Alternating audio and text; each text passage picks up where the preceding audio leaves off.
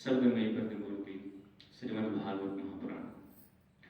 हम लोगों ने प्रथम सत्र में सुबह के सुना था कि शौनकाद ऋषियों ने सूत जी से प्रश्न किया कि महाराज, वैष्णव लोग भक्ति ज्ञान वैराग्य को बढ़ाने के लिए ऐसा कौन सा साधन करते हैं जिससे उनकी भक्ति ज्ञान वैराग्य बढ़ता है, और कृपा करके बताएं। और क्या पूछा था? बोले महाराज ये भी बताएं कृपा करके कि कृष्ण प्राप्ति कर्म शाश्वत साधन तद्वदाधुना, भगवान श्री कृष्ण की शाश्वत प्राप्ति कैसे हो। देखिए, हम एक क्षण के लिए मंदिर में गए, ठाकुर जी हमारे सामने आ गए, हमने देख लिया, दर्शन कर लिया, और फिर मंदिर से हटे तो फिर संसार के जंजाल में पिचाल में फिर लग गए। लेकिन ऐसा कोई साधन हो कि भगवान हमें एक क्षण के लिए भी छोड़ के जाए ही ना, हमारा मन भगवान को बिसारे ही ना, तो ऐसे शाश्वत प्राप्ति कैसे होगी? कृष्ण प्राप्ति कर्म शाश्वत साधनम तद्वदाधुना, भगवान श्री कृष्ण की शाश्वत प्राप्ति जो साधन करवा दे, उस साधन को आप हमें कहिए। तो सूत जी महाराज शौनकाद ऋषियों के प्रश्न को सुन के अति प्रसन्न हुए और बोले, महात्माओं, आप लोगों की हम पर इतनी निष्ठा है, इतना प्रेम है, तो आज हम आपको समस्त शास्त्रों का सिद्धांत सुनाने जा रहे हैं, जिसको श्रीमद् भागवत कहते हैं। कह रहे हैं कि कलयुग के मनुष्य का जीवन कैसा है कि काल प्याल मुखग्रास त्रास निर्णास हेतवे श्रीमद् भागवतम शास्त्रम कलोकीरेण भासितम। बड़ी सुंदर बात कहते हुए कहते हैं सूत जी महाराज कि काल ब्याल मुखग्रास त्रास निर्णास हेतवे, कलयुग के मनुष्य का जो जीवन है वो काल रूपी ब्याल कहते हैं सांप को, तो काल रूपी जो सर्प है उसके मुख में बैठा हुआ मनुष्य है। किसका? बोले कलयुग का जो मानव है वो काल रूपी सर्प के मुख में बैठा हुआ है। तो काल प्याल मुखग्रास त्रास निर्णास हेतवे, और उससे उसको जो दुख प्राप्त हो रहा है, उस दुख से मुक्ति पाने का साधन तो ढूंढ रहा है, लेकिन साधन नहीं मिल रहा है। भय से आक्रांत है जीवन, लेकिन उस भय का कोई साधन नहीं प्राप्त हो रहा है कि वो भय जो है खत्म कैसे हो। तभी कह रहे हैं कि काल ब्याल मुखग्रास है, ऐसे काल रूपी ब्याल के मुख में जो बैठा हुआ मानव है, उससे उसको बचाने के लिए श्रीमद् भागवतम शास्त्रम कलोकीरेण भासितम। परम पूज्य श्री सुखदेव जी महाराज ने ये भागवत शास्त्र प्रकट किया है, जिसको सुनने मात्र से जो मृत्यु का भय है वो जीव का निकल जाता है। संसार में सबसे बड़ा डर काहे का है? मृत्यु का डर है। हर व्यक्ति दिन रात इसी सोच में रहता है कि भगवान कहीं ऐसा ना हो कि आज हमारा आखिरी दिन हो। कहीं भी आने जाने से पहले आदमी को यही सोच लगी रहती है कि कहीं हमारे जीवन का आज अंतिम दिन ना हो। तो मरने का डर सबसे भयानक होता है, चाहे जवान हो, चाहे छोटा सा बच्चा हो, चाहे बुजुर्ग हो, चाहे बुढ़ा हो, चाहे बुढ़िया हो, कोई भी हो, हर एक व्यक्ति को मरने का ही डर सताता रहता है। तो कह रहे हैं कि मरने से डरना, कोई मरने का कोई समाधान तो नहीं है। अरे भाई, समस्या से डर के रहेंगे तो समस्या का समाधान थोड़ी है। समस्या का समाधान ढूंढना चाहिए ना, कि समस्या जो मरने वाली है वो मतलब जो समस्या खत्म कैसे हो, वो सॉल्व कैसे हो, जो मरने का जो भय है वो निकले कैसे मन से। तो उस भय को भगाने के लिए सुखदेव जी महाराज ने भागवत शास्त्र बनाया है। कहा है कि मानव इस भागवत के आश्रय लेकर के जो मरने का भय है, अच्छा मरने का भय जाएगा कब? जब तक संसार को अपना मानेंगे तब तक मरने का भय नहीं जा सकता। जब तक हम मानेंगे घर हमारा है, परिवार हमारा है, माता पिता पुत्र पुत्री बेटे बहू नाती पोते ये हमारे हैं, जमीन जायदाद हमारी है, तब तक मरने का भय नहीं निकलेगा। क्योंकि देह और गेह में ही इंसान की ममता होती है। देह मतलब शरीर और गेह माने घर। तो जब तक यह ममता न निकले देह और गेह की, तक मरने का भय निकलने वाला नहीं है। तो उस मरने का जो भय है, उस भय को निकालने के लिए सुखदेव जी ने भागवत शास्त्र बनाया है, भागवत शास्त्र का वाचन किया है परीक्षित के सामने। सुखदेव जी सूर्य जी कहते हैं, महाराज जिस समय परीक्षित को 7वें दिन मरने का श्राप लगा, एक दृष्टांत देते हैं, उदाहरण जिसको बोलते हैं, समझाते हैं कि इस कथा की महिमा क्या है भगवान की। तो जिस समय श्री सुखदेव जी महाराज परीक्षित को कथा सुनाने के लिए गंगा जी के तट पर बैठे, उसी समय सुधा कुंभं गृहीत्वैव देवास्तत्र समागमन्। देवता लोग स्वर्ग का कथा, स्वर्ग का जो अमृत है उसको लेकर के सुखदेव जी के सामने रख दिए। सुखदेव जी बोले, महाराज ये क्या है? बोले, प्रभु ये स्वर्ग का अमृत है, जो स्वर्ग में अमृत है वही अमृत हम लेकर के आए हैं। तो बोले, काहे के लिए लाए हो? तो कहा, ये स्वर्ग का अमृत जो है, हमने सुना कि परीक्षित को 7वें दिन मरने का श्राप लगा है, तो हम चाहते हैं कि स्वर्ग का जो अमृत है इसको परीक्षित पे लें, तो परीक्षित की जो मरने की समस्या है वो सॉल्व हो जाएगी, वो खत्म हो जाएगी, परीक्षित अमर हो जाएंगे। तो सुखदेव जी कहते हैं कि महाराज देवता लोग इतने परमार्थी कब से हो गए? देवता नंबर 1 के स्वार्थी हैं, अपना काम बना लेंगे तो आपको छोड़ देंगे। महाराज दधीची के पास गए तो हड्डी मांग ली कि प्रभु आपकी हड्डी चाहिए, अस्त्र बनाना है। और महात्मा तो होते ही परमार्थ के काज हित साधुन धरा शरीर, साधुओं का शरीर ही परमार्थ के लिए होता है, दूसरों के भले के लिए होता है। महात्मा दधीच ने अपनी हड्डी का दान कर दिया। और महाभारत में कथा आती है कि गरुड़ जी को अपनी माता विनिता को, अपनी माता को दासित्व से मुक्ति दिलाने के लिए अमृत की आवश्यकता पड़ी, तो देवता लोग लड़ने मरने को तैयार हो गए, पर अमृत नहीं दिया।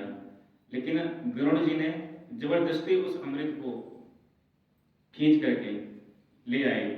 लेकिन जब इंद्र ने देखा कि हम हार जाएंगे गरुड़ से, तब गरुड़ में और इंद्र में समन्वय हुआ, समझौता हुआ। तो गरुड़ ने ला करके अमृत दिया कद्रु को, और फिर कहीं जा करके उनकी माता जो विनिता है वो दासित्व से मुक्ति पाई। तो जिस गरुड़ को आवश्यकता पड़ी तो देवता लड़ने मरने के लिए तैयार हो गए, तब तो अमृत का कलश लेकर के आए नहीं। लेकिन जब परीक्षित को सुखदेव जी महाराज कथा सुनाने के लिए बैठे, तो देवता अमृत का कलश लेके चले गए। महाराज ये कलश ले लीजिए और आप इनको जो है परीक्षित को ईश्वर को सुधा अमृत पिला दीजिए, तो मरने की समस्या जो है वो खत्म हो जाएगी। सुखदेव जी ने कहा, ठीक है पिला दीजिए।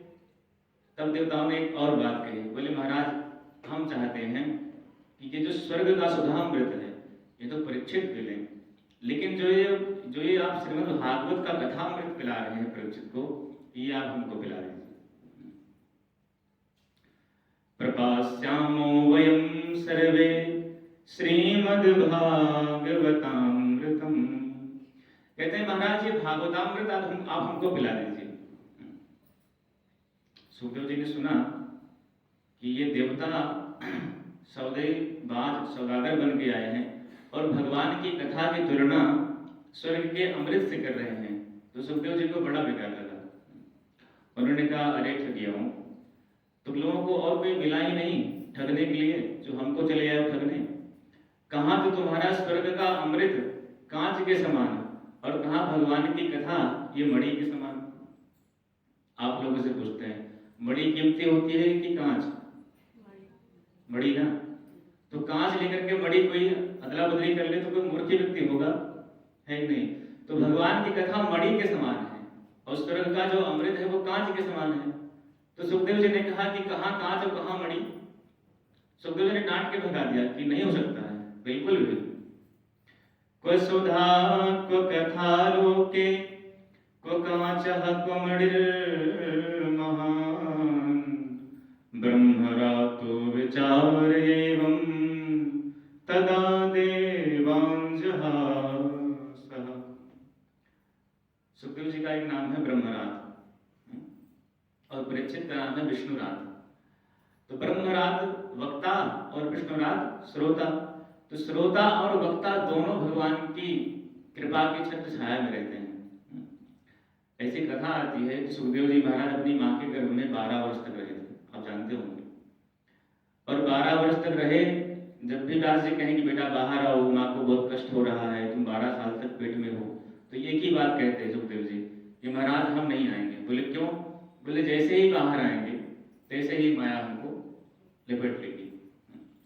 जब तक जीव माँ के गर्भ में रहता है तब तक वहां माया का कोई प्रभाव नहीं पड़ता है, वहां माया का कोई चाल नहीं चल पाती है। माँ के गर्भ में जीव अपने वास्तविक स्वरूप को समझता है, जानता है कि मैं भगवान का अंश हूँ, मैं भगवान का ही स्वरूप हूँ। तो जब तक माँ के गर्भ में है तब तक तो उसको माया सता नहीं पाती है। इसलिए सुखदेव जी कहते हैं कि मैं बाहर नहीं आऊंगा, क्योंकि मैं माँ के गर्भ में यहाँ भगवान का भजन कर रहा हूँ, मुझे कोई कष्ट नहीं है। क्योंकि जैसे जल की धारा जो होती है, आसमान से पानी बरसता है, तो जब तक जल की धारा ऊपर है तब तक तो वो परम पवित्र है। लेकिन जैसे ही वो जल की धारा पृथ्वी पर पड़ती है तो क्या आती है? वो गंदी आती है। वही चीज आज गोस्वामी जी यहाँ कह रहे हैं, कहते हैं कि भूमि परत भा ढावर पानी, भूमि परत भा ढावर पानी, जिम जीव ही माया लिपटानी। भूमि परत वह ढावर पानी, जैसे जल की धारा जब तक आकाश में है तब तक पवित्र है, लेकिन जैसे पृथ्वी पर पड़ी तैसे ही उसको गंदा हो गई, गंदी हो गई। वैसे ही जब तक जीव माँ के गर्भ में है तब तक शुद्ध चैतन्य स्वरूप है, लेकिन जैसे ही माँ के गर्भ से उसने जन्म लिया तुरंत ही भगवान की माया उसको जकड़ लेती है, पकड़ लेती है। तो सुखदेव जी वही कह रहे हैं, मैं तब तक जन्म नहीं लूंगा जब तक भगवान श्री हरि हमारे माथे पर हाथ दे के ये नहीं कह देते, वचन नहीं देते कि बेटा मेरी माया तुमको नहीं सताएगी। जब सुखदेव जी महाराज भगवान ने उनको आशीर्वाद दिया कि ठीक है मेरी माया तुमको स्पर्श भी नहीं करेगी, तब सुखदेव जी का आगमन इस पृथ्वी पर धरा धर्म पर हुआ। बोलो सुखदेव जी महाराज की। तो सुखदेव जी महाराज जैसे ऐसे भगवान के कृपा पात्र वक्ता और परीक्षित का प्रश्न, बोले विष्णुराज, बोले भगवान माँ के गर्भ में परीक्षित की रक्षा करने के लिए गए। तो श्रोता और वक्ता दोनों भगवान की कृपा के पात्र हैं। तो ऐसे श्रोता और वक्ता को देवता अमृत का प्रलोभन लेकर के आए कि महाराज आप अमृत लेकर के हमको स्वर्ग सुधा अमृत दे दीजिए। दूसरी बात, देवताओं को हम मनुष्यों से बड़ी चिढ़ होती है, क्योंकि भाई देवता हैं, उच्च पद पे हैं, तो हम मनुष्यों के बीच में बैठ के कथा कैसे सुन सकते हैं? समझ रहे हैं आप? तो वही सुखदेव जी को बड़ा बुरा लगा कि ये देवता इतने उच्च, मतलब उनको अपने पद का अभिमान है, अपने देवत्व का अभिमान है कि हम इन मनुष्यों के बीच में कथा नहीं सुन सकते हैं। और कहा मेरे महादेव कि हंस बन के काकभुसुंडी के बीच में बैठ करके कथा सुन लेते हैं, पक्षी बन के सुन लेते हैं। तो कहाँ देव और कहाँ महादेव? तो महादेव को अपने महादेवत्व का अभिमान नहीं है, पक्षी बन के भगवान की कथा सुन ली। तो देखिए कथा वही व्यक्ति श्रवण कर सकता है जिसके अंदर अभिमान ना हो। जब हमारे मन में अभिमान होगा तब तक हम भगवान के ना तो नाम ले सकते हैं, ना उनकी कथा श्रवण कर सकते हैं, ना उनकी भक्ति कर सकते हैं। इसलिए अभिमान शून्य होकर भगवान की कथा श्रवण की जाए, अभिमान शून्य होकर भगवान की कथा का वाचन किया जाए, और अभिमान शून्य होकर के भगवान के नाम लिया जाए। तो सुखदेव जी ने भगा दिया देवताओं को। देवता लोग बड़े खिन्न मना होकर के ब्रह्मा जी के पास आए। ब्रह्मा जी ने कहा अरे भाई क्या बात है, इतने उदास कैसे हो लोग, सारे देवता सूरज चंद्र इंद्र सब क्या बात हो गई, सब मुंह लटकाए हो।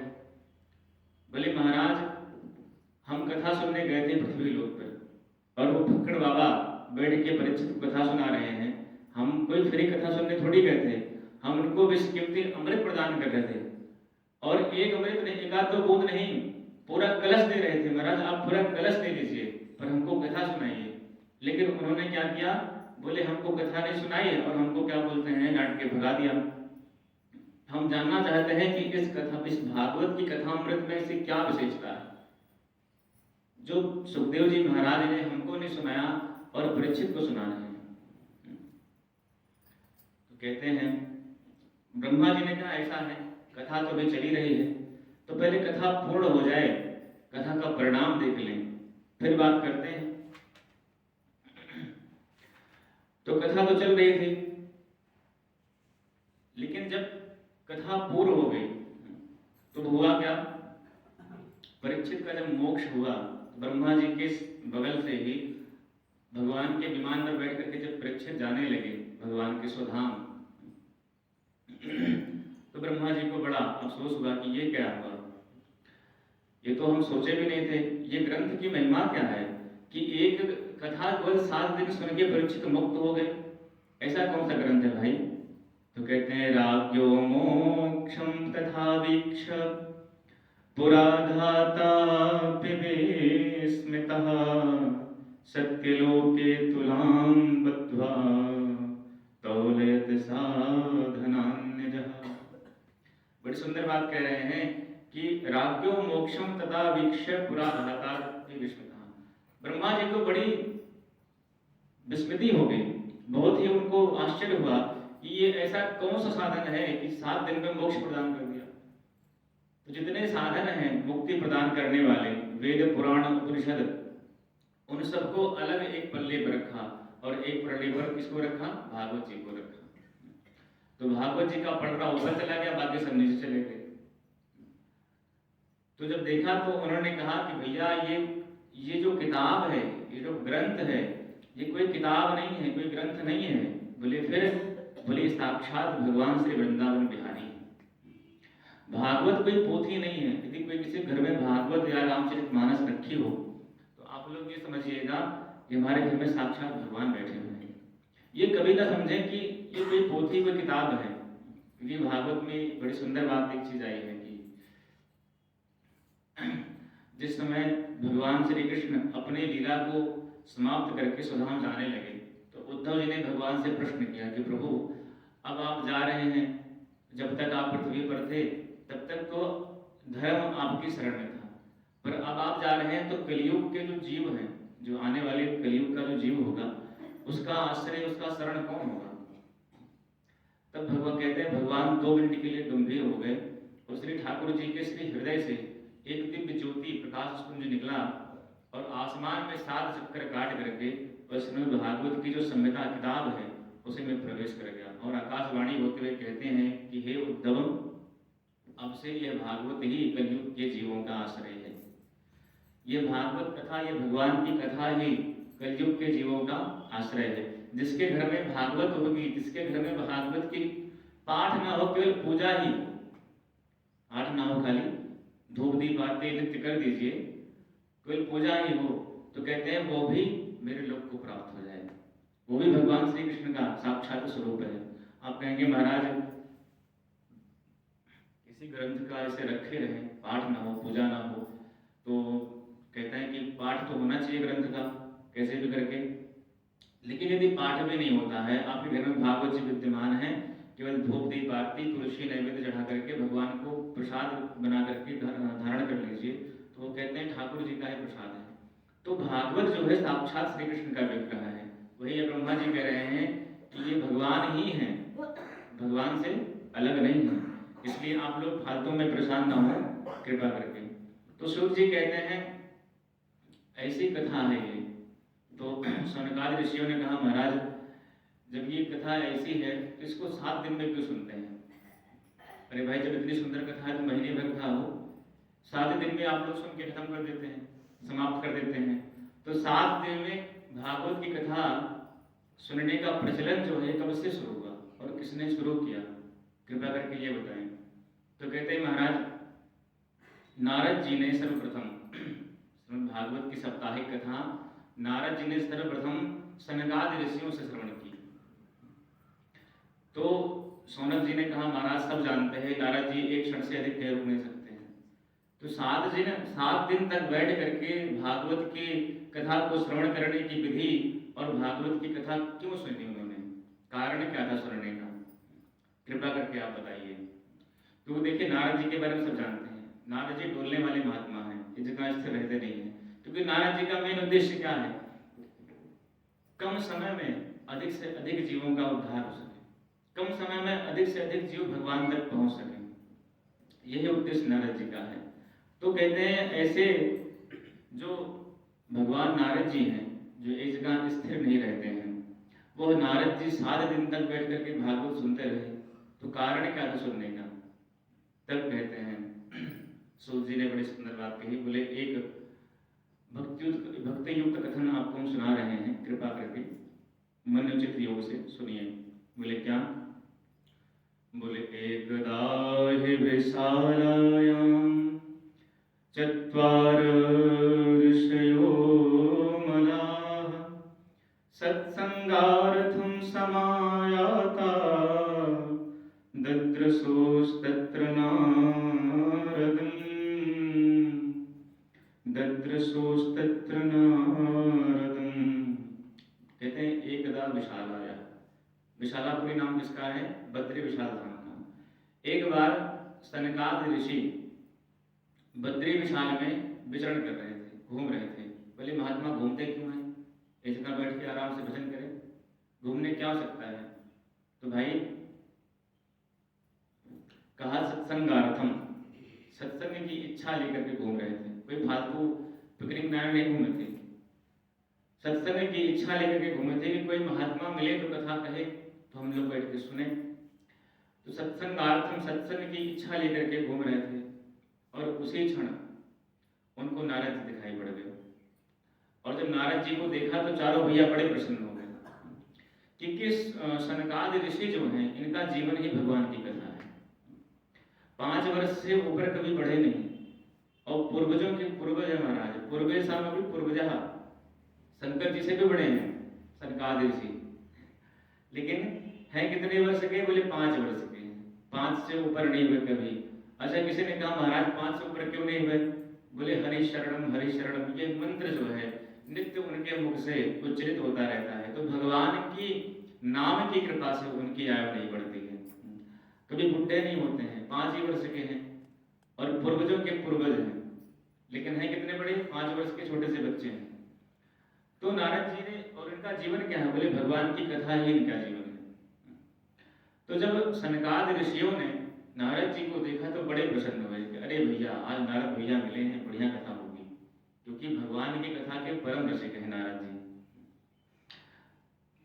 तो जब नारद जी को देखा तो नारद जी से के पास जब आए तो देखा नारद जी का मन बड़ा, मुंह बड़ा मलिन सा गिरा हुआ है। अच्छा देखिए, जो व्यक्ति प्रसन्न होता है ना उसकी शक्ल बता देती है कि फला व्यक्ति बड़ा प्रसन्न है, वो सुखी में है। और जो व्यक्ति दुखी होता है उसकी शक्ल बता देती है, क्योंकि चेहरा जो होता है इंसान की पूरी बॉडी का आईना होता है। उसके दिमाग में, शरीर में, इंद्रियों में क्या चल रहा है ये चेहरा सब बता देता है। तो नारद जी ने, सनकादि ऋषियों ने जब नारद जी का मुख देखा तो एकदम मलिन सा, एकदम से पूरा मुंह उनका गिरा हुआ। तो बोले अरे नारद जी, आपका मन ऐसे गिरा क्यों है? आपका मुख इतना मलिन क्यों है? तो पूछ बैठे नारद जी से सनकादि ऋषि कि कथम ब्रह्मण दीन मुखः कुतश्चिन्तातुरो भवान् त्वरितं गम्यते कुत्र कुतश्चागमनं तव। कहते हैं कथम ब्रह्मण दीन मुखः, हे नारद जी आप इतने दीनहीन क्यों बने हुए हैं? कुतश्चिन्तातुरो भवान्, आपको इतनी चिंता किस बात की है भाई? काहे की चिंता है?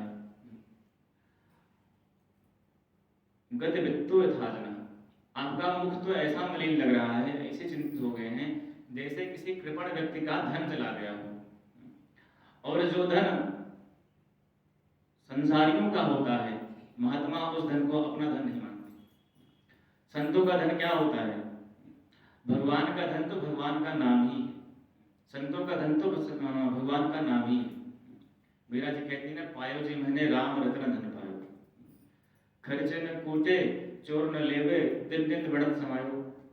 तो कह रहे हैं आप जो लौकिक धन है उस धन को संत अपना धन मानते नहीं है। जो भगवत कथा, भगवान का नाम है, वही धन संतों का परम धन है। तो उस धन को छोड़ करके आप किस धन के पीछे लगे हैं? ऐसा लग रहा कि आपका बहुत बड़ा धन लुट गया हो, आप काहे के लिए इतना परेशान हैं? तो नारद जी ने कहा कि भैया आपने बड़ी अच्छी बात है पूछा है, तो सुन लीजिए, मेरी परेशानी का कारण भी सुन लीजिए, मैं क्यों परेशान हूँ। नारद जी ने कहा मैं सत्संग की इच्छा से पृथ्वी लोक पर आया, क्योंकि इस पृथ्वी लोक पर ही भगवान की कथा होती है और कहीं नहीं होती है। कोई कहते स्वर्ग में कथा होगी, तो स्वर्ग में कथा नहीं होती है। भगवान के वैकुंठ में, सत्य लोक ब्रह्मा जी के लोक में, या भगवान शंकर के लोक में, वहां भी कथा नहीं होती है। कैलाश पर स्वर्गे सत्य च कैलासे वैकुंठे नास्ति रसा। स्वर्ग में, सत्य लोक में और वैकुंठ में ये कहीं नहीं होती कथा। ये कथा केवल मृत्यु लोक पर ही भगवान ने दी है। और मृत्यु लोक पर भगवान की कृपा से हम मनुष्यों को यह कथा प्राप्त हो रही है। हम बड़े भाग्यशाली हैं, बड़े ही सौभाग्यशाली हैं कि भगवान ने हम सबको, हमें और आपको कथा प्रदान की है। तो नारद जी कहते हैं इस मृत्यु लोक पर मैं विचरण कर रहा था कि भगवान की कथा हमें मिले सुनने को मिले, क्योंकि भगवान के चरित्रों को श्रवण करने की इच्छा हुई, तब हम इस मृत्यु लोक पर विचरण करने के लिए आए। बोले हमने कहा चलो चलते हैं, कहीं कथा सुनने को मिले। तो बोले कहाँ कहाँ घूमे? तो नारद जी कह रहे हैं कि पुष्करम च प्रयागम च काशी गोदावरीम तथा हरिक्षेत्रम कुरुक्षेत्रम श्रीरंगम सेतुबंधनम एवमादिश तीर्थेषु भ्रममाण इतस्ततः। कहते हैं महाराज मैं अनेक तीर्थों में घूमा, लेकिन कथा नहीं मिली सुनने। फिर सोचा कि चलो संतों के यहाँ चलते हैं, क्योंकि कथा तो संतों के यहाँ मिलती है ना, जहाँ महात्मा लोग वास करें, कथा तो वही होती है भगवान की। क्योंकि जब भी भक्ति की बात आई है तो प्रथम भगत संतन का संगा और दूसरे प्रतिमम कथा प्रसंग। तो जहाँ संत होंगे वहाँ कथा होगी, और जहाँ कथा होगी वहाँ संत होंगे। देखिए कथा यहाँ पे महाराज जी बैठे हैं, ठीक है, तो जहाँ कथा होगी वहाँ संत आपको मिल जाएंगे। तो और जहाँ संत होंगे वहाँ कथा मिल जाएगी। तो कथा और संत का ये समझ लीजिए कि एक दूसरे के पूरक हैं। कथा है तो संत है, संत है तो कथा है। तो कह रहे हैं कि हम इन लोगों में जो है घूमे, लेकिन हमें कथा नहीं मिली। तो हमने सोचा कि चलिए संतों के यहाँ चलते हैं, वहां चल करके देखते हैं। तो संतों के यहाँ गए तो वहां क्या देख रहे हैं? कहते महाराज वहां भी हमने बड़ा विचित्र दृश्य देखा। क्या? बोले कलयुग ने समस्त जो धर्म है उनको ग्रस रखा है। जो धर्म का चिन्ह होना चाहिए था वो अधर्म का चिन्ह हो गया है। कह रहे हैं कि मंदाः सुमंदमतयो मंदभाग्याः उपद्रुताः पाखंडनिरताः संताः विरक्तः सपरिग्रहः। कलयुग ने सबको, किसी को छोड़ा नहीं है, सबको ग्रस रखा है। वो चाहे मनुष्य हो, चाहे साधु हो, चाहे महात्मा हो। पाखंड निरताः संताः। पाखंड मतलब क्या होता है? पापस्य खंडः पाखंडः। जो पाप का ही एक खंड है वही पाखंड है, जिसको दिखावा कहते हैं। आप समझ सकते हैं कि जैसे है वैसे भगवान ने भी कहा रामचरितमानस में कि निर्मल मन जन सो मोहि पावा मोहि कपट छल छिद्र न भावा। जिसका मन निर्मल है वही हमें प्राप्त कर सकता है। और जहाँ पाखंड है वहाँ भगवान कहते हैं वहाँ हम रहते नहीं है, वहाँ से हम तुरंत चले जाते हैं। तो पाखंड निरता संता, संतों में पाखंड की प्रभुता हो गई है। संतों में पाखंड बढ़ गया है। बस केवल दंभ के मारे, अब एक वेश के मारे लोगों ने उनको पूजना शुरू कर दिया है। वास्तविकता में उनके अंदर देखेंगे तो संतत्व का एक गुण नहीं रहता है। तो नारद जी कह रहे हैं कि कलयुग का ये गुण हो गया। और विरक्ता सा परिग्रह, और जो विरक्त है उनकी स्थिति और विचित्र महाराज। विरक्तों के यहाँ तो और बड़े बड़े महल दो महल खड़े हुए हैं। तो इस तरीके की स्थिति जब उन्होंने देखी तो वो बड़े विचित्र मन से खिन्न मना होकर के तब नारद जी कहते हैं कि हमने संतों को देख लिया, विरक्तों को देख लिया, अब जरा गृहस्थों को देख लें कि गृहस्थों की क्या हाल है। क्योंकि गृहस्थों के यहाँ भी कथा मिल जाती है सुनने को। तो नारद जी कहते हैं लेकिन महाराज वहां भी गया तो वहां भी मेरे मन को संतोष नहीं हुआ। वहां क्या देखा महाराज? ये कलयुग का कौतुक बता रहे हैं नारद जी कि कलयुग में स्थिति क्या क्या हो रही है। तो नारद जी कहते हैं कि तरुणी प्रभुता गे श्याल को बुद्धिदायका कन्या विक्रयणो लोभा दंपति नाम चकलकनम। बोले तरुणी प्रभुता की सास और ससुर की सेवा तब तक है जब तक घर की जो चाबी है, मेन चाबी तिजोरी वाली, जब तक सास ने अपनी बहू को नहीं दे दिया है, तब तक सास ससुर की सेवा है। और जहां घर का पूरा प्रभुत्व मिल गया, ये चाबी मेरे अंदर आ गई है, तो क्या होता है, तुरंत ही परिदेश कहेंगी सुनो जी ऐसा है कि हमने अपने घर द्वार छोड़ के तुम्हारे घर आई। बोले हाँ तो गई। अब ऐसा है आप भी अपना घर द्वार छोड़ो, अपने माता पिता को, सखी संबंधों को, सबको छोड़ करके और हमारे साथ कहीं अलग चलेंगे, हम दो हमारे दो, बस माता पिता कहाँ गए कोई पता नहीं है, उनकी कोई गिनती नहीं है। तो ये स्थिति है जो कहाँ की, बोले गृहस्थों के यहाँ की है। और क्या कह रहे हैं, और यदि कोई कार्य प्रयोजन घर पे पड़ता है, कोई फंक्शन पड़ता है, तो सलाह लेने के लिए ना पिताजी से सलाह लेंगे, ना माता से लेंगे, ना बाबा से लेंगे, तो सलाह किससे लेंगे, बोले शाल को बुद्धिदायका, साले साहब को बुलाएं ससुराल से, जो साले साहब कहेंगे वही सही होगा। तो उनसे सलाह लेने में उन्हीं से सलाह ली जाती है। किसी ने कहा भाई साले साहब भी समझदार हैं, बुद्धिजीवी हैं, तो सलाह लेने में क्या हर्ज है, ले लेनी चाहिए। बोले नहीं नहीं, सलाह तो खूब ली जा रही है, लेकिन आए दिन दंपति नाम चकल, दाम्पत्य जीवन में कलह मचा हुआ है, पति पत्नी में, इतने पुत्र और पुत्री में, सब में कलह मचा हुआ है, माता पिता में कलह मचा है, पति पत्नी में कलह मचा है, कहीं शांति नहीं है। और संबंधों की स्थिति तो यहां तक हो गई महाराज, कन्या विक्रयणो लोभा, संबंधों का भी क्रय और विक्रय होने लगा है। पहले समधी उनके आदर से क्या बनते थे, समधी।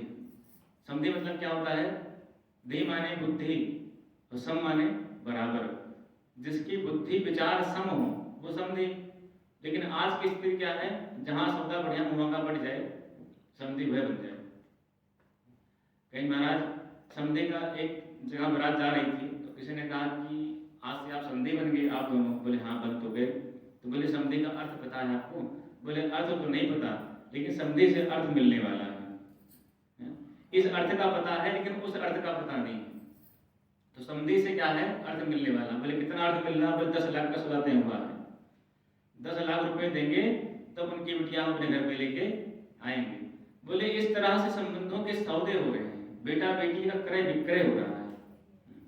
ऐसी स्थिति देखी महाराज हमने, और मेरा मन जो है बड़ा खिन्न हो गया कि हे भगवान अब कहाँ जाएं। और जब ऐसी स्थिति देख करके जब, तो नारद जी कहते जब हमने इतनी स्थिति देख ली बेकार कलयुग की, ना तीर्थों में सुख है, न संतों के यहाँ सुख है, न गृहस्थों के यहाँ सुख है, तब मेरे मन में आया कि चलो चलते हैं वृंदावन चलते हैं, क्योंकि भगवान की वो जन्मभूमि है और भगवान अभी अपने लीला को समाप्त करके अपने सुधाम गए हुए हैं, तो वहां तो कुछ शांति मिलनी चाहिए।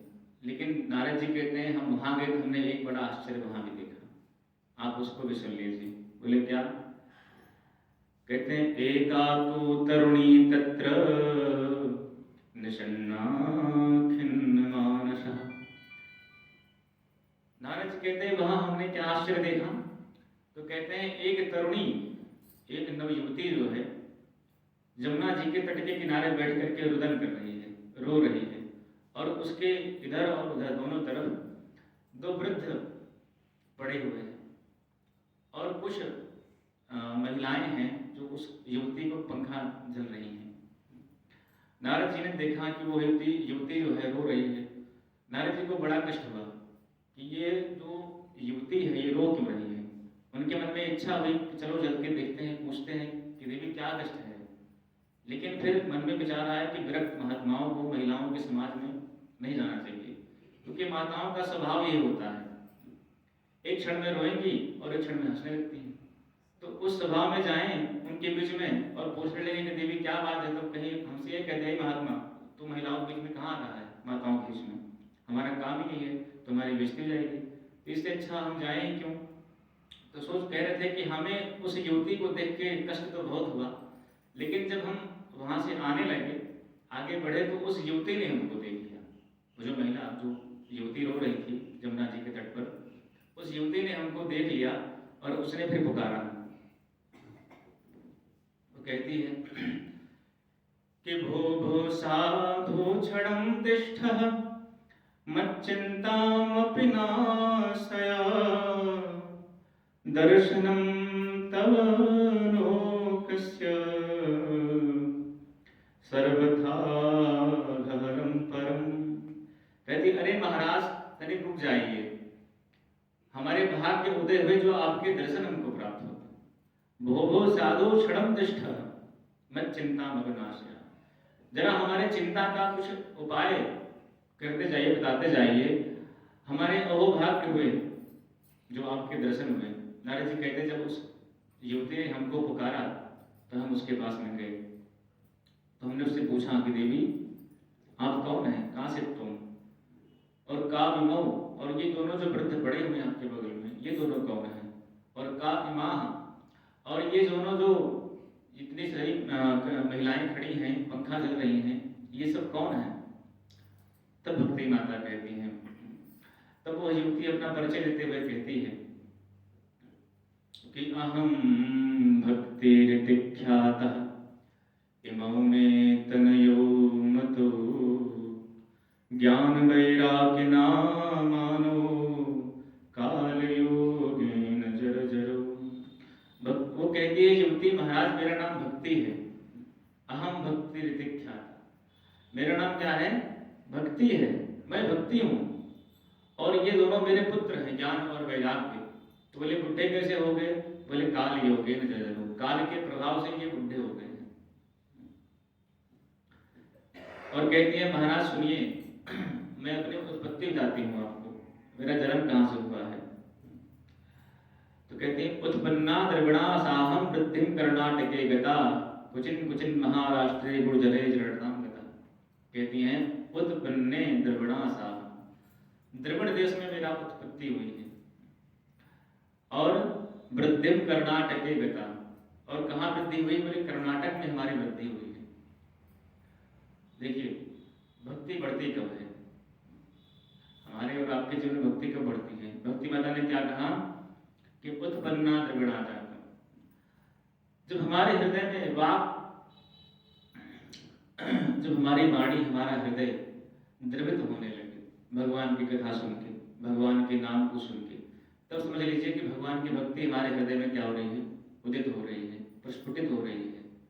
और क्या बोली, बोली हमारी पालन पोषण कहाँ हुआ, बोले वृद्धिं कर्णाटके गता, और हमारा पालन कहाँ हुआ, बोले वृद्धि कर्नाटक। तो कर्नाटक क्या है, कर्णपुटों से जब भगवान की कथा हम सुनते हैं तब भक्ति हमारे जीवन में पुष्पित, पल्लवित और बढ़ती है। तो ये वृद्धिं कर्नाटके गता है। तो नारद जी इस प्रकार से जब भक्ति माता अपना दुख बताती हैं, लेकिन कहती है महाराज जब हर जगह से मैं दुखी हो गई, तो जैसे ही वृंदावन आए तैसे ही वृंदावनम पुनः प्राप्य नवीनेन स्वरूपिणी, वृंदावन में आते ही हमें पुनः नवीन स्वरूप मिल गया। लेकिन काल का प्रभाव ये है कि हमारे दोनों पुत्र जो हैं यह युवा नहीं हो पा रहे। अच्छा भक्ति माता खड़ी कहाँ है, वृंदावन में खड़ी है। और वृंदावन में आज भी यदि आप जाइए तो वहाँ ज्ञान और वैराग्य की चर्चा नहीं होती है। आज भी वहाँ चर्चा होती है तो सिर्फ एक चीज की, भक्ति की। बड़े बड़े बुड्ढे भी वृंदावन में जाकर के श्री राधा रानी के, श्री वृंदावन बिहारी के चरणों में ऐसा ठुमका मार के नाचते हैं कि क्या बताएं आपको। तो भक्ति देखिए व्यक्ति बुढ़ा नहीं होता है, जिसके हृदय में भक्ति है वो सदैव जवान रहता है। तो भगवान की भक्ति जब हृदय में आती है तब व्यक्ति, उसके अंदर के जितने भी विषय हैं वो सब निकल जाते हैं, वो चाहे जो हो। इसलिए कह रही हैं महाराज यदि हमारे पुत्र, भक्ति माता अपने दुख बताते हुए कहती है नारद जी से कि हे नारद जी यदि हमारे पुत्रों का उपचार नहीं हुआ कुछ, तो मैं इदम स्थानं परित्यज्य विदेशं गम्यते मया, मैं इस स्थान को छोड़ करके विदेश भाग जाऊंगा। क्योंकि यदि हमें भारत में ही सुख नहीं है, यदि भारत में हमारे पुत्रों को कष्ट है तो हम भारत में क्यों रहें। तो नारद जी ने कहा माता जी ऐसा आप मत कीजिएगा, क्योंकि आज का जो समाज है, आज का जो मनुष्य है, हर एक व्यक्ति की इच्छा किस तरफ है? बोले विदेश की तरफ है। जब तक महात्मा लोगों को भी एक आध चक्कर विदेश का ना हो जाए, तब तक उनको भारत में बहुत ही वो प्रतिष्ठा नहीं मिलती। ऐसा लगता है कि बेचारे लोकल के ही हैं, हिंदुस्तान में रहते हैं, बाहर नहीं जाते हैं, और जब विदेश घुमाते हैं तब लगता है कि यहाँ बहुत बड़ी महात्मा।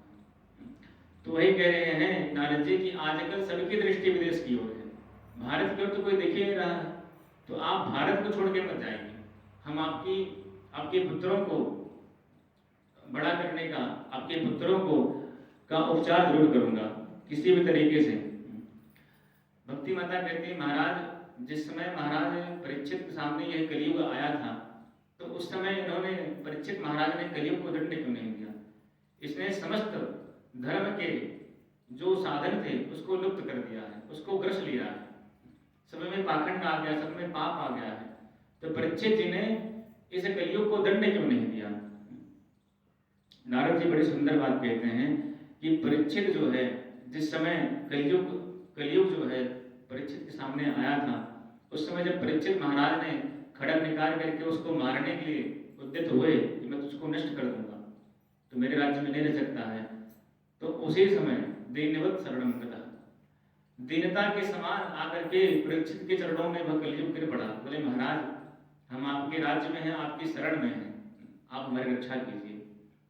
कलयुग ने कहा हमारे अंदर दोषों का भंडार है, इतने दोष हैं कि शायद गिनाना शुरू करो तो शायद कलयुग समाप्त हो जाए, पर दोष समाप्त होने वाला नहीं है। दोषों का भंडार हमारे अंदर है, लेकिन कहता है महाराज एक गुण सबसे बढ़िया है। बोले क्या गुण है?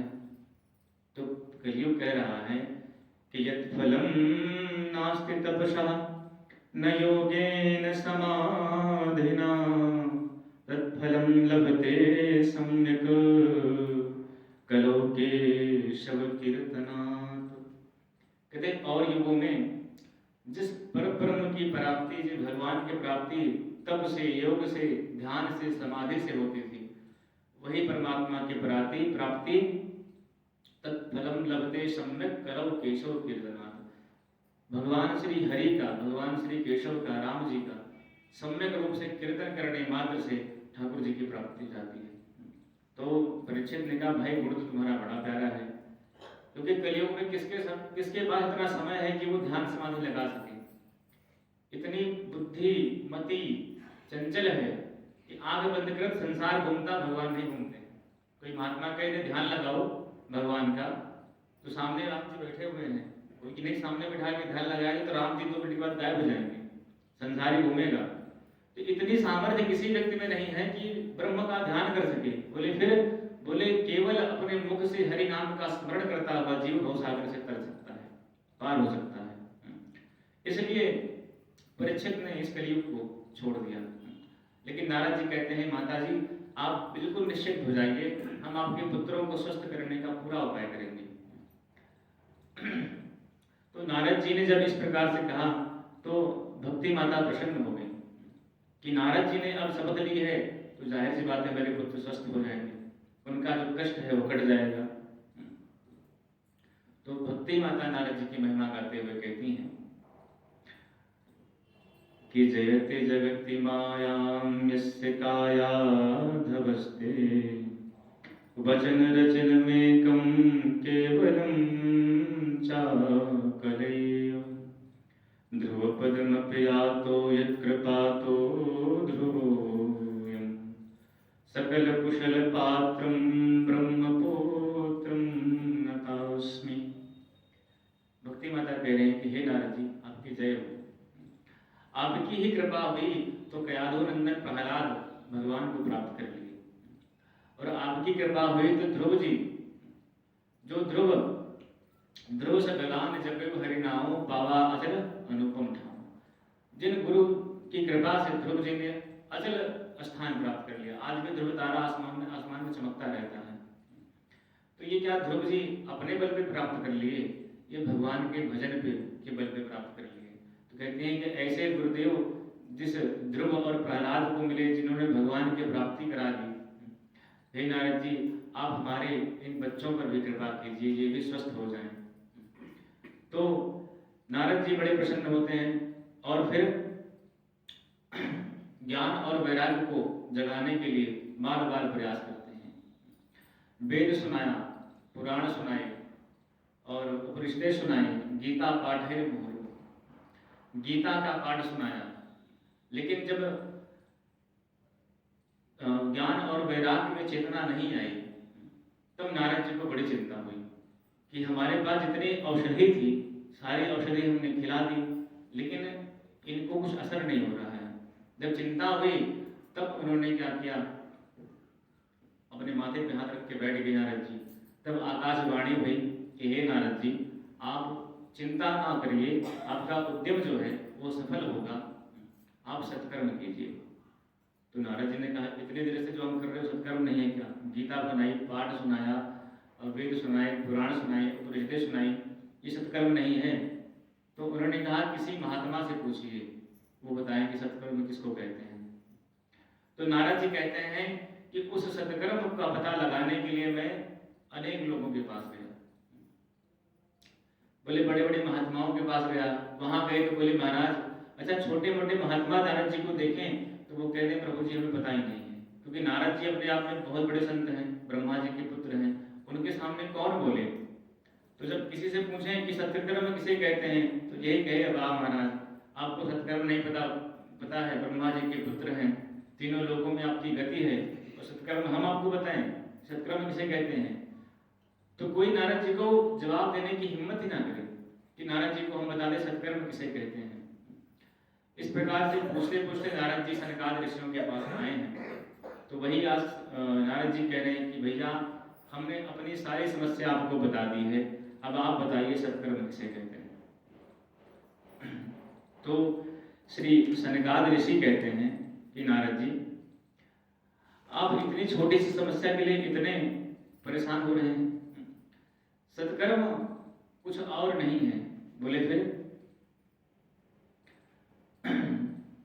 बोले मां चिंतां कुरु देवर्षे हर्षं चित्ते समावह उपायः सुख साध्योत्र वर्तते पूर्व एव ही। कह महाराज ये आप परेशान ना होइए, सत्कर्म कुछ और नहीं है। बोले फिर सत्कर्म क्या है? तो कह रहे हैं कि सत्कर्म सोच को नूनम ज्ञान यज्ञ स्मृतौ बुधोई श्रीमद्भागवतः लाभा सतुगीतो सुकादिभिः। कह रहे सुखदेव जी के द्वारा गाया हुआ भागवत शास्त्र ही वही सत्कर्म है, उससे बड़ा कोई सत्कर्म नहीं है। नारद जी ने कहा कि थोड़ी शंका हो रही है। बोले काहे की शंका हो रही है? दवा में या डॉक्टर में शंका हो रही है? बोले ना तो डॉक्टर में, दवा में शंका हो रही है। बोले क्यों? बोले महाराज जो भागवत है वो वेदों की ही व्याख्या है, जो भागवत है वो वेदों की ही व्याख्या है, और मैंने ही अपने पिता नारद जी से श्रवण करके वेद व्यास जी को ये भागवत सुनाई थी, तब भागवत की रचना वेद व्यास जी ने की। तो भला वेद व्यास जी ने जो रचना की भागवत की, वो भागवत सत्कर्म कैसे हो सकता है? मैंने भी भागवत पढ़ा है अपने पिताजी से, तो भागवत सत्कर्म कैसे हो सकता है? तो सनकादि ऋषि कहते हैं अब इसका उत्तर हम कल देंगे 8 बजे, ठीक है? तो क्योंकि समय हो गया, 5 मिनट बचा हुआ है, अब बोलना भी सही नहीं है, 5 मिनट की व्याख्या हो नहीं पाएगी। तो यहीं पर हम कथा विराम करते हैं। कल सुबह 8 बजे पुनः सनकादि ऋषि बताएंगे कि भागवत सत्कर्म कैसे है। तो 5 मिनट में भजन सुना दीजिए। नहीं हो पाएगा। 5 मिनट में भजन हो जाए, 1 मिनट आगे जाएगा। अरे माता जी एक भजन सुना दीजिए। चलिए ठीक है।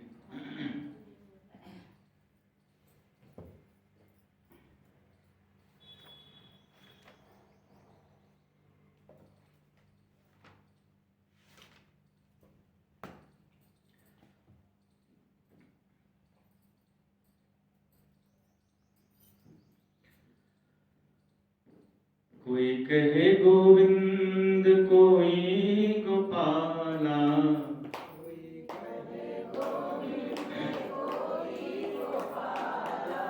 मैं तो कहूँ सांवरिया बांसुरिया वाला।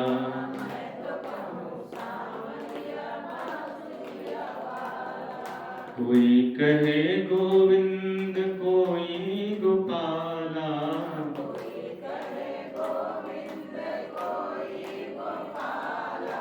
मैं तो कहूँ सांवरिया बांसुरिया वाला।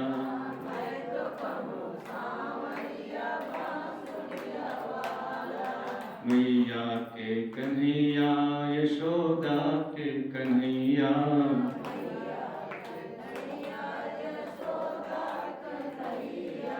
दाऊ के कान्हू और राधा के गोविंद।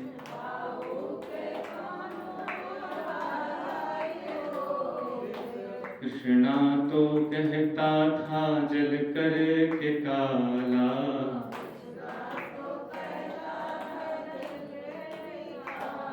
मैं तो कहूँ बांसुरिया, मैं तो कहूँ सांवरिया बांसुरिया वाला।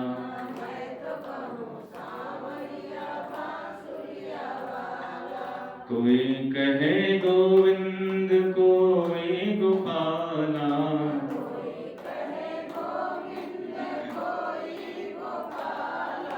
मैं तो कहूँ सांवरिया बांसुरिया वाला।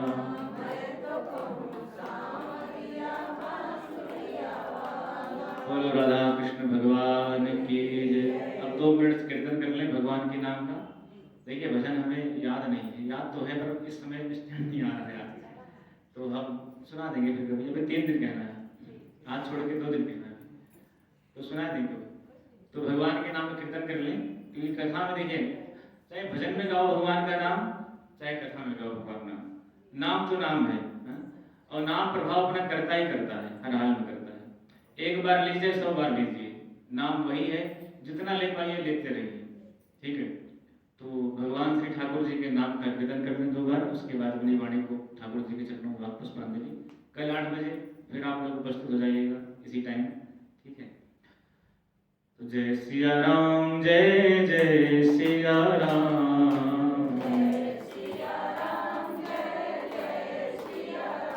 जय सिया राम जय जय सिया राम।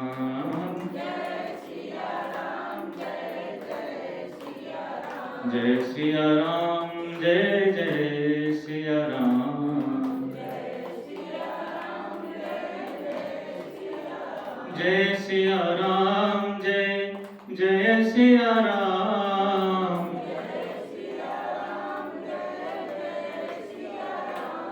जय सिया राम जय जय सिया राम।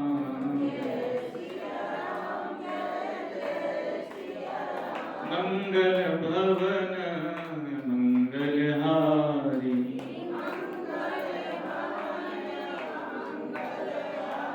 द्रवहु सदशरथ अजिर बिहारी।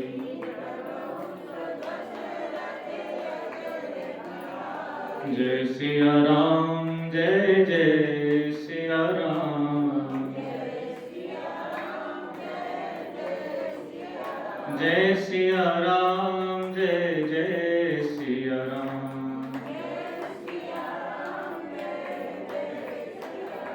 बोले श्री राधा कृष्ण भगवान की जय। श्री सीतारामचंद्र भगवान की जय। उमापति महादेव की, भक्त बलवंत हनुमंत लाल की जय। आज के आनंद की, संत भगवान की, श्रोता समाज की। सर्वे भवन्तु सुखिनः, सर्वे सन्तु निरामया, सर्वे भद्राणि पश्यन्तु, मा कश्चित् दुःखभाग् भवेत्। ओम शांति शांति शांति।